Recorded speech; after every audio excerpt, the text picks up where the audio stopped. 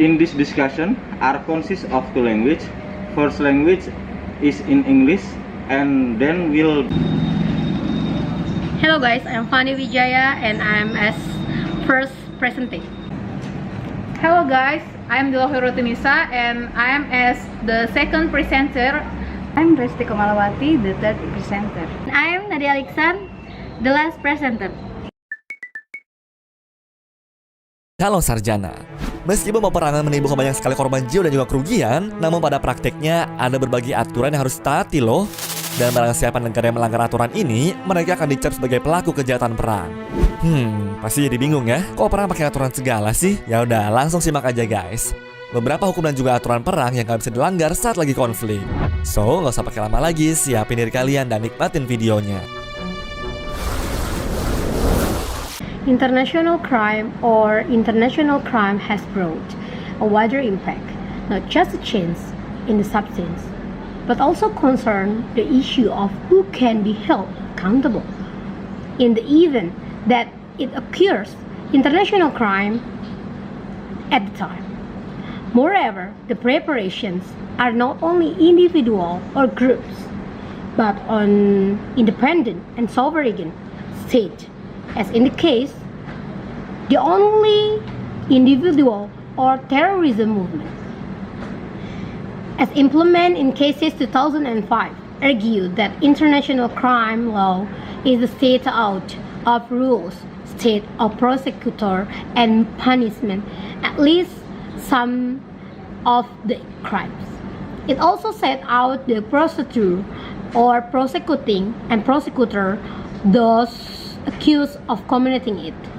The crime, international crime, as the arise from the histories of the development of conventions of human rights, are logic consequence of the World War, which include not non-combatant on the crime of genocide in accordance with the United Nations Declaration of 11 December, which stipulate genocide as a crime under international law. War crimes are acts that are categorized as seriously offense, grave branches of the Geneva Conventions. As is the case with aggressions, crimes against humanity are also the jurisdictions of the International Criminal Court. The forms of actions which fall under this crime are regulated in detail in Article 7 of the Rome Statute, namely murder, exterminations, slavery, deportations or forcible transfer of populations, or deportation or forcible transfer of population, imprisonment or other deprivation of physical liberty in violations of the basic rules of international law, or imprisonment or other self-deprivation of physical liberty in violations of fundamental rules of international law, torture, persecution of any inviolable group or collectivity on the basis of universally recognized political, racial, national, ethnic, cultural, religious, gender, or other reasons that are undeniable under international law. In connection with the acts set forth in this paragraph or any crime within the jurisdictions of the ethnic, cultural, religious, gender, or other grounds that are universally recognized as impossibility under international law. In connection with any act referred to in this paragraph, any crime within the jurisdictions of the court.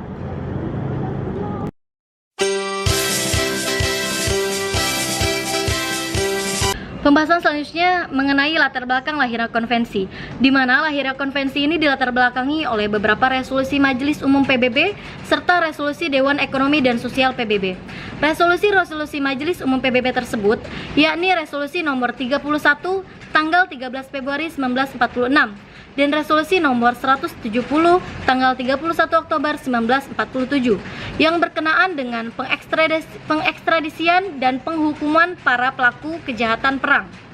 Resolusi nomor 95 tanggal 11 Desember 1946 tentang pengakuan atas prinsip-prinsip hukum internasional sebagaimana tercantum dalam Piagam Mahkamah Militer Internasional Nuremberg dan putusan-putusan militer internasional pada nomor 2184 tanggal 12 Desember tahun 1966 dan resolusi nomor 2202 tanggal 16 Desember tahun 1966 yang secara tegas mengutuk pelanggaran terhadap hak-hak politik dan ekonomi dari penduduk pribumi pada satu pihak dan kebijakan pemisahan warna kulit pada lain pihak. Selain itu, adalah resolusi Dewan Ekonomi dan Sosial PBB nomor 1074D tanggal 28 Juli 1965 dan resolusi nomor 1158 tanggal 5 Agustus 1966 yang berkenaan dengan pemindahan para pelakunya sesuai dengan perbuatannya tanpa memerhatikan derajat atau status hukumnya masing-masing. Sudah banyak yang diadili oleh Mahkamah Militer Internasional Nuremberg pada tahun 1945 dan Tokyo pada tahun 1946 maupun oleh Pengadilan Nasional dari negara-negara yang tergabung dalam pihak sekutu sebagai pemenang perang. Bahasan selanjutnya mengenai substansi konvensi. Pasal 1 konvensi secara tegas menyatakan bahwa tidak ada daluarsa diberlakukan terhadap kejahatan perang dan kejahatan terhadap kemanusiaan. Masing-masing terhitung mulai tanggal dilakukan perbuatan tersebut. Dalam hukum pidana internasional, sebagaimana untuk pertama kali ditegaskan dalam Piagam Mahkamah Militer Internasional Nuremberg, Perjanjian London 8 Agustus 1945, subjek hukumnya adalah individu atau orang perorangan, tanpa dipersoalkan kedudukannya apakah sebagai pejabat negara ataukah tidak, pejabat sipil ataukah militer, atasan ataukah bawahan. Pasal 3 menyerukan kepada negara-negara, pihak, atau peserta konvensi untuk melakukan langkah-langkah domestik yang perlu, baik langkah-langkah legislatif ataupun yang lainnya, untuk memungkinkan dilakukan pengekstradisian terhadap pelaku salah satu atau lebih kejahatan seperti dalam pasal 1A dan B yang sesuai dengan norma-norma hukum internasional. Adanya seruan ini tampaknya disebabkan karena banyak negara yang belum atau tidak memiliki undang-undang ekstradisi nasional. Konvensi dalam pasal 2 menegaskan terhadap siapa saja konvensi ini berlaku. Secara limitatif, konvensi berlaku terhadap siapapun, individu yang melakukan kejahatan yang dimaksud dalam pasal 1A dan B, yaitu orang-orang yang mengatasnamakan dirinya sebagai otoritas negara dan orang perorangan, baik sebagai individu pelaku utama ataupun sebagai individu yang turut serta. Individu yang berpartisipasi di dalam kejahatan tersebut ataupun yang secara langsung menghasut orang lain untuk melakukan kejahatan-kejahatan itu. Konvensi juga berlaku terhadap siapapun yang berkonspirasi melakukan kejahatan-kejahatan tersebut dalam masing-masing derajat keikutsertaannya. Selain itu, konvensi juga berlaku terhadap setiap orang yang mengatasnamakan dirinya sebagai otoritas negara yang menoleransi atau membiarkan perbuatan tersebut dilakukan. Pasal 4 menyerukan kepada negara-negara pihak atau peserta konvensi untuk melakukan pengadopsian sesuai dengan proses konstitusionalnya masing-masing, berupa langkah-langkah dalam bidang legislatif ataupun langkah-langkah lainnya yang menjamin bahwa daluarsa ataupun pembatasan-pembatasan lain tidak diberlakukan untuk penuntutan ataupun penghukuman terhadap kejahatan-kejahatan.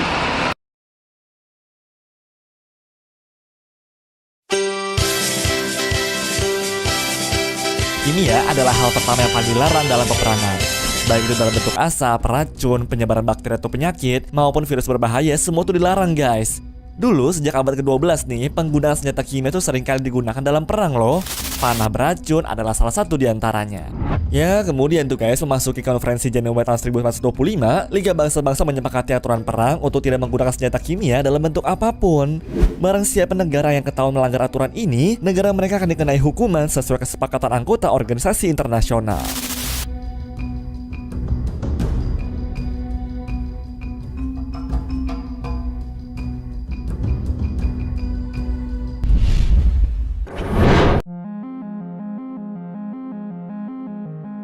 Penyiksaan. Satu lagi yang paling dilarang selama berperang adalah menyiksa siapapun.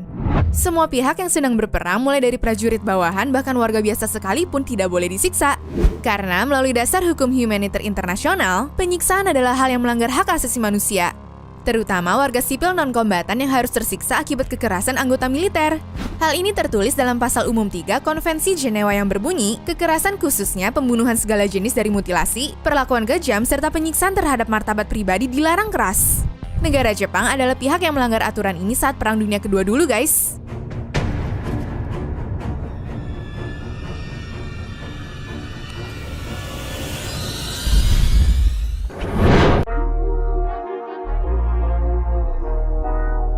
Rakyat.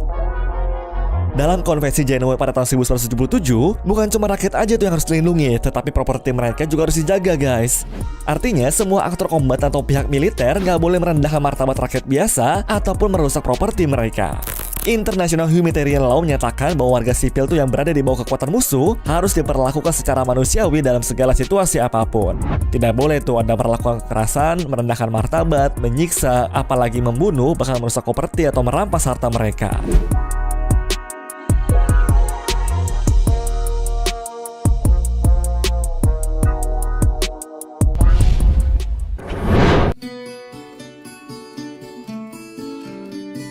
Budaya.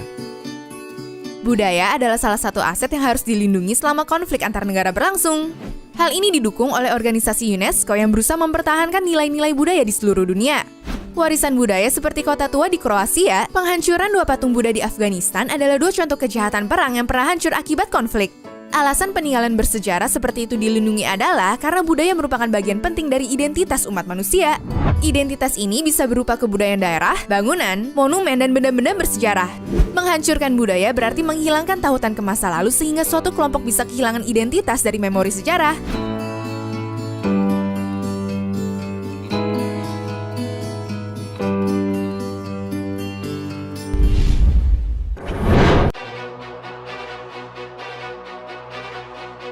Ranjau. Dalam perang, ada 2 jenis ranjau terkenal yang berhasil memakan banyak sekali korban, yaitu ranjau anti personil dan juga ranjau anti kendaraan.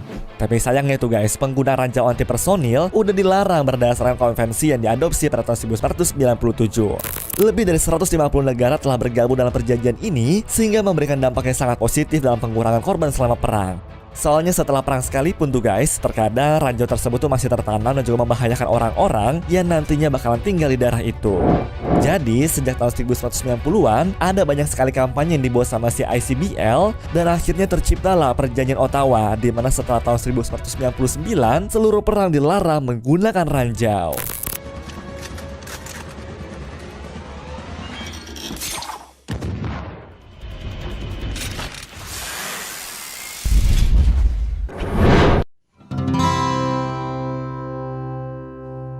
Kuburan. Selama Perang Saudara, War Department tuh berusaha mengembangkan suatu prosedur di mana mereka tuh mengidentifikasi para tentaranya terlebih dahulu, baru setelah itu dimakamkan sama para rekan-rekannya. Uniknya tuh guys, karena selama perang mereka cuma menyimpan sedikit catatan tentang penguburan tersebut, akhirnya mereka memperluas prosedur ini dengan membawa pulang jenazah untuk dikubur di negaranya masing-masing. Ya, karena kebutuhan untuk mengidentifikasi serta menguburkan kembali jenazah selama perang terus semakin meningkat, akhirnya pada tanggal 7 Agustus disahkanlah suatu organisasi bernama Graves Registration Service.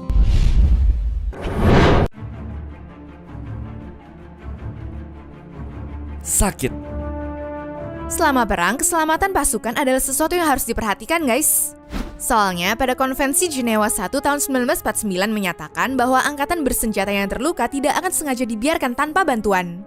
Pasal 15 menyatakan para pihak dalam konflik harus dan tanpa penundaan mengambil semua tindakan agar memastikan perawatan memadai. Jadi selama perang tuh kalau ada yang terluka harus langsung mendapat pertolongan dan dirawat sebaik-baiknya, guys.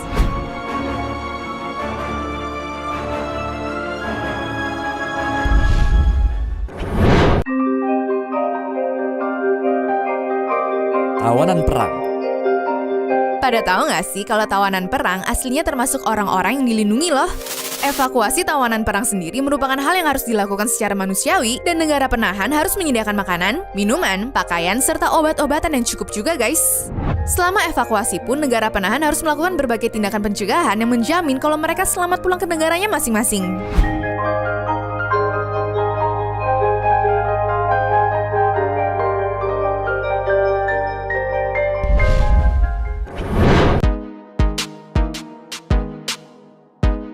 Bom cluster. Bom cluster adalah sebuah jenis bom yang bisa terurai menjadi bom lebih kecil dan dapat menyebar ke beberapa area. Pada awalnya, bom jenis ini tuh dikembangkan selama Perang Dunia Kedua yang menghancurkan sasaran militer yang tersebar di wilayah luas. Cuma masalahnya, tingkat kegagalan senjata itu memiliki angka cukup tinggi yaitu 10-40%, guys. Dan setelah selesai perang, kalau sisa bom yang nggak dibersihkan bisa sangat berbahaya banget tuh buat penduduk yang tinggal di sana. Makanya pada tahun 2008 ada 100 negara di dunia yang tidak menyetujui dan melarang penuh penggunaan bom klaster.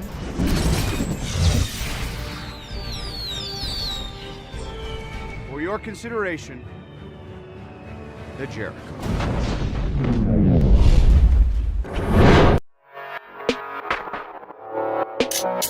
Tenaga medis.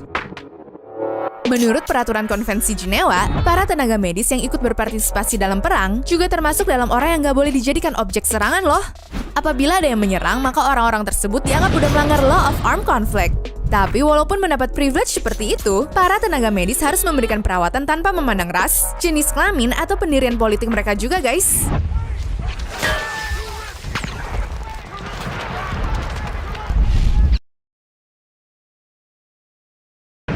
Funny, did you know? Here, there is a Convention on the Prevention and Punishment of the Crime of Genocide. That the contracting parties having considered the declaration by the General Assembly of the United States in its resolution in 1996 that in 11 December that genocide is crime under international law, right? Yes, right. Here also describe about recognizing that all periods of historic genocide has inflicted great losses of humanity and being convinced that in order to liberate mankind from such as an odious source, international cooperation is required. Here we agree as hereinafter provided. Contracting parties confirm that genocide were committed in a time of peace or other time of war is crime under international law, which they undertake to prevent and punish. Such as killing members of the group, so causing serious bodily or mental harm to members of the group, deliberately inflicting on the group conditions of life calculated to bring about its physical destruction in whole or in part, forcibly transferring children of the group to another group. The following acts shall be punishment: that genocide, conspiracy to commit genocide, the right and public inclements, commit genocide, attempt to commit genocide or complicity to the genocide. So, genocide and the other acts enumerated in Article 3 shall be considered as political crimes for the purpose of extraditions. The contracting parties pledge themselves in such cases to grant extraditions in accordance with their laws and treaties in force. Any contracting party may call upon the competent organs of the United Nations to take such actions under the Charter of the United Nations as they consider appropriate for the prevention and suppression of acts of genocide or any of the other acts enumerated in Article. So that genocide and the other acts enumerated in Article 3 shall not be considered political crimes. The purpose of extraditions, any contracting party may call upon the competent organs of the United Nations to take such actions under the Charter of United Nations as they consider appropriate for the prevention, genocide, or for any of other acts enumerated in Article 3, as we know that shall be submitted to the International Court of Justice of Request. So here we are, that we know that the precept of convention, right? Oh yes, right. Here also describe about the present conventions of which the Chinese, English, French, Russians, and Spanish texts are equally authentic shall bear the date of 9th December. So the present convention shall be open until 31 December for signature on behalf of any member of the United Nations if of any non-member states to which an invitation to sign has been addressed by the General Assembly. The present convention shall be ratified and the instruments of the ratification shall be deposited with the Secretary General of the United Nations.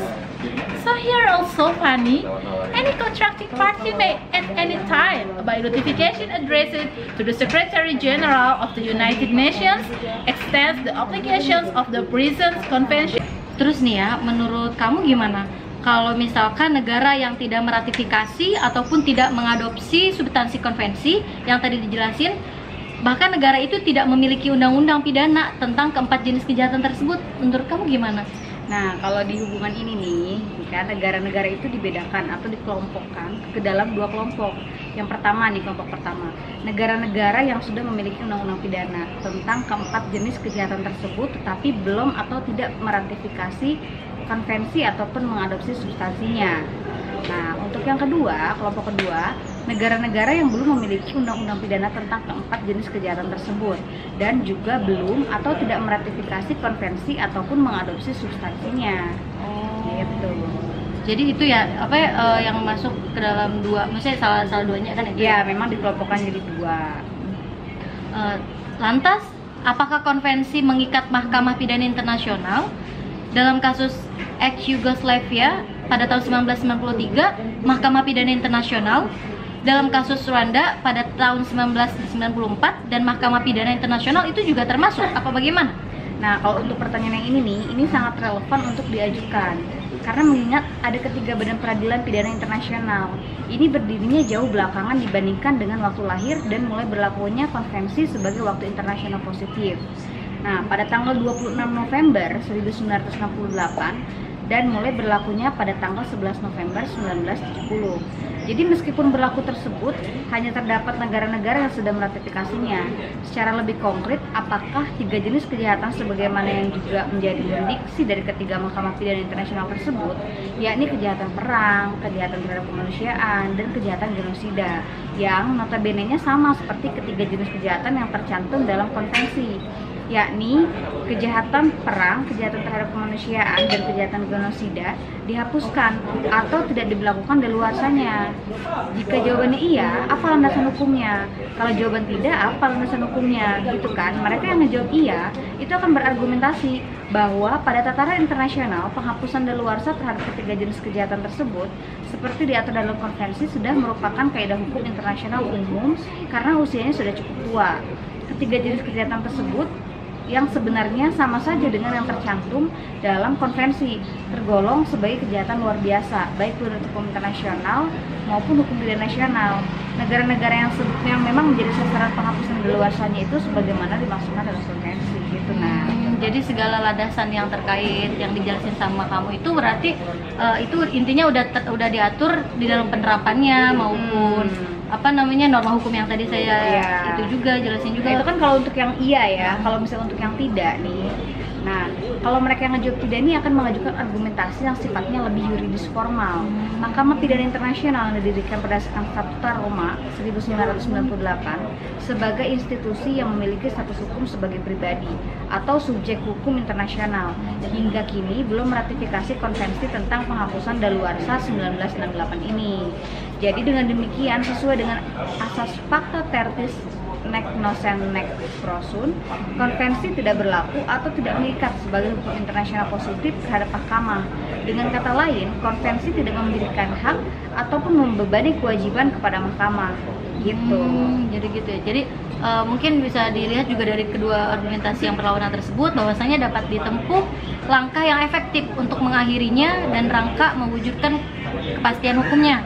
Di mana sudah direvisi juga ya dan diamandemen juga dengan cara menambahkan satu ketentuan dengan tidak berlakunya daluarsa ataupun pembatasan-pembatasan lainnya terhadap keempat jenis kejahatan yang terjadi dan telah di yurisdiksi tersebut nanti.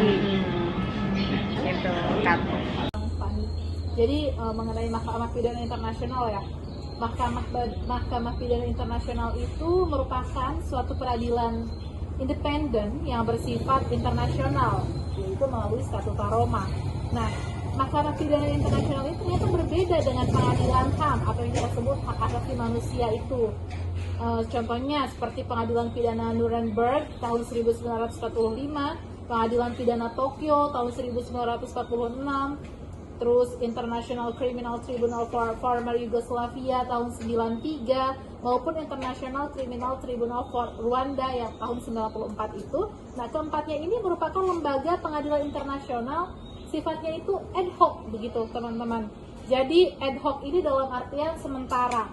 Adapun tujuan dibentuknya Mahkamah Pidana Internasional itu sendiri adalah mengadili tindak pidana yang mengancam jiwa manusia berdasar hukum internasional. Begitu teman-teman.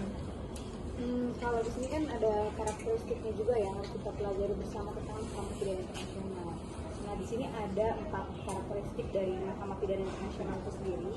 Yang pertama, menangani masalah-masalah individu dan memiliki kewenangan dan pendidikan, penuntutan, pemindahan. Untuk yang kedua, merupakan badan peradilan yang sifatnya permanen, bermarkas di Den Haag. Nah, yang ketiga, memiliki yurisdiksi internasional.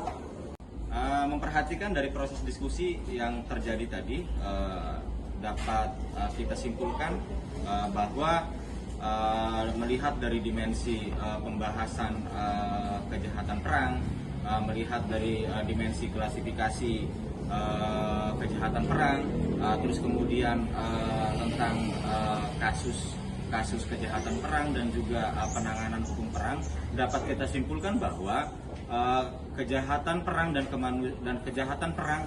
Demikian penyampaian hasil diskusi dari kelompok kami, kelompok 1. Mudah-mudahan apa yang kami sampaikan bukan hanya bernilai akademik, tapi di atas segalanya tentu mudah-mudahan bisa memberikan paradigma baru terkait dengan pola diskusi dan juga memberikan wawasan-wawasan baru terkait dengan hukum pidana internasional. For your attention and the last, wassalamualaikum warahmatullahi wabarakatuh.